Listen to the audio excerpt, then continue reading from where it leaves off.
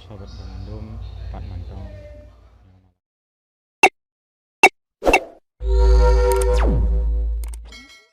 akan kita bahas tentang kopi Aceh.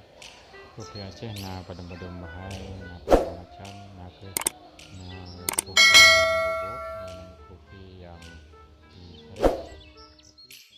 yang terkenal na ke kopi saring atau kopi yang halus yang diracik untuk saja yang dijual bawa masyarakat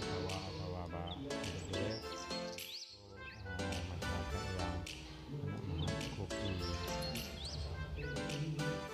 Jadi Samantong yang akan menginjak awalnya pasti Kron akan disuguhi dengan kopi Aceh. Kopi Aceh yang masa terkenal bukan Samantong di dalam makro. Dia akan nasib kedua yang saya kali itu bawa lagi kopi Aceh, kopi yang bernama Seru Benyanyo. Jadi bagi saya yang kena mahal kopi Aceh yang asli, jadi